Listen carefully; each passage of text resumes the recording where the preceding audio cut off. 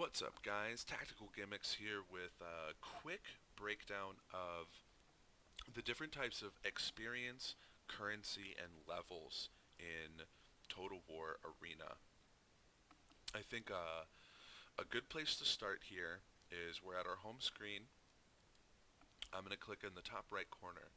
So you have a profile level, and you do get some bonuses for leveling up your profile. And I I I don't know where to tell, and I can't tell.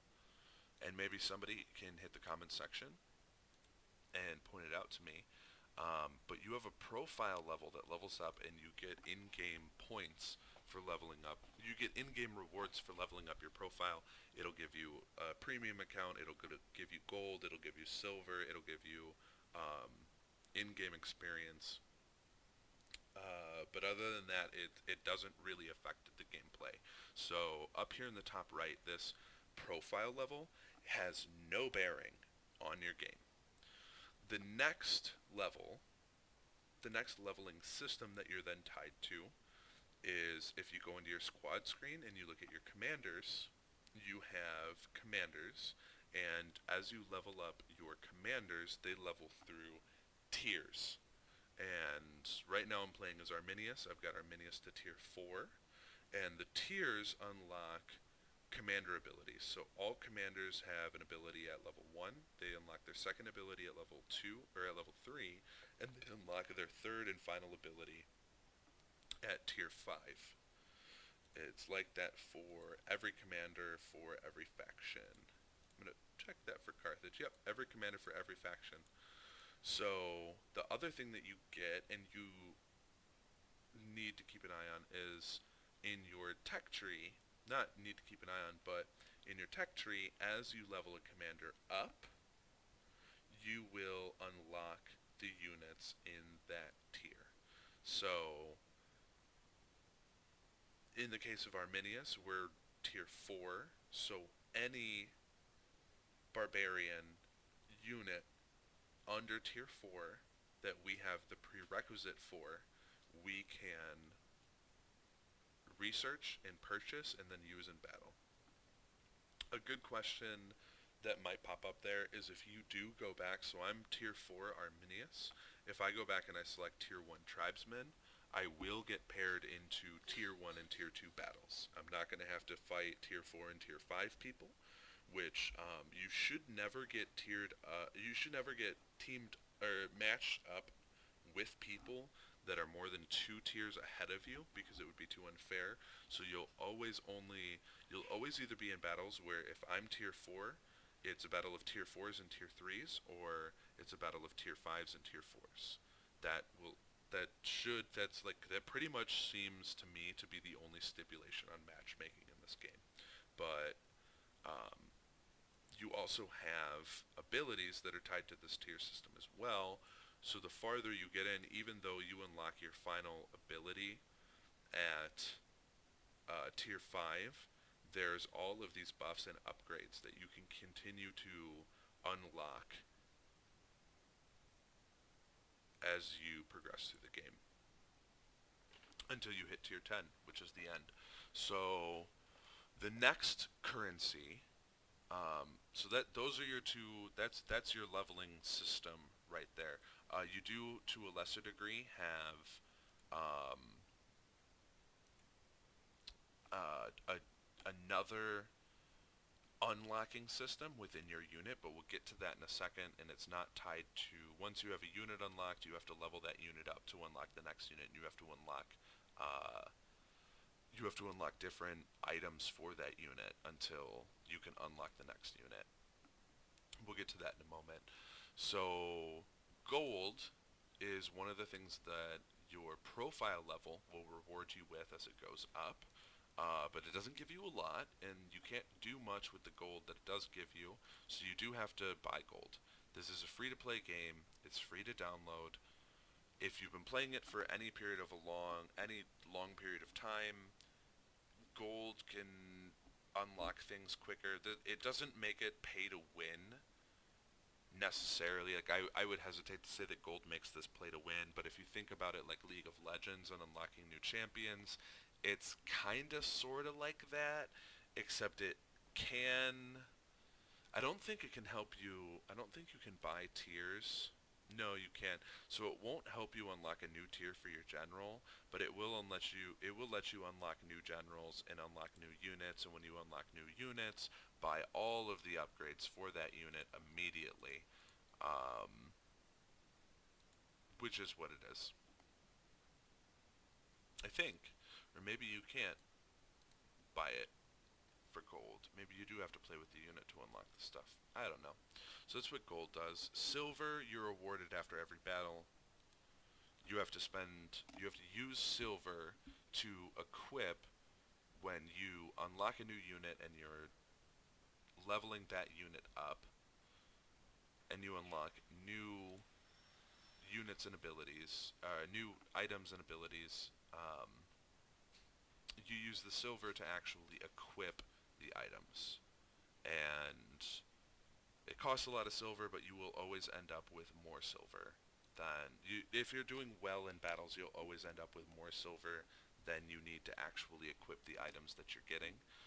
Then, when you are changing out units, you have to spend silver to recruit the new units. So I'm tier 4. When I get into tier 5 and I unlock the mounted warband, I will have to spend silver to recruit that mounted warband into my army. What did I just accidentally change out here for? Go back to my brigands. There we go. And the final and last thing that you use silver for that I think a lot of people miss in this game, and if you're hanging out and watching this still, when you go into your unit screen and you click on stats, you might have noticed that there's these consumables, and they either have debuffs or debuffs for enemies or buffs for your units, and you might have been curious about what those are and how you use them. Well, when you are in your squad screen and you have your units selected, or maybe you're in your home screen and you have your units down here, when you click on and select one of your units, at the bottom right hand corner, there is, and I have, so I'm going to remove it, there is a little pulsating plus sign that I think some people may not have noticed. If you click on that, it pulls up all of the consumables, and you can purchase a consumable that will be active in your next battle. The consumables change based on what units you're using, so I would recommend whoever you're playing as to go and figure out what consumable is best going to affect your playstyle. For me, on cavalry and barbarians, swear oaths for impact damage and movement speed is what I like to have. So I am going to purchase that consumable, and then there's a little checkbox at the top here that says restock automatically, and it will, after each battle, it will purchase a new consumable for you to carry on with you into the next battle, which is nice. So those are all of the different uses for silver. Now, in terms of actual experience, past your, um, if you go to your commander's tree, this is not telling me, and neither does this screen. uh, I can't tell you where to go and see how much more experience you need to actually level a commander up to the next tier level, but I do know that every time you finish a battle, you get free XP, and you get unit XP, and they are different. You can use free XP for just about everything. Unit XP you can only use to purchase new equipment. So after you finish a battle, when it tallies up and it decides how much free XP you are going to get, that is how much your commander levels towards the next tier, and you get it as a currency up here in the top right. Now, what you can spend that on in via either your tech tree or your squad selection at the bottom, you can use free XP to buy equipment for your units, but after you finish every battle, it'll show each of all three of your units, and above them, instead of a blue XP, it'll show a green unit XP. Each of your units will tally up that unit XP, and it'll go into your tech tree and your equipment screen here. So I've got 2,990 unit XP that I can also spend in this equipment screen. So right now, there's a chainmail item. I could unlock it for 3,300 XP total. I have 2,900 unit XP, and I could use 310 of my 782 free XP in congruence with each other to unlock this, but I'm not going to do that. And the reason I'm not going to do that is I only have 2 items plus 2 units left to unlock on this particular unit. And in your tech tree, you have an abilities tree for your commander, and you can only unlock new buffs and abilities for your commander with free XP. You can't use unit XP.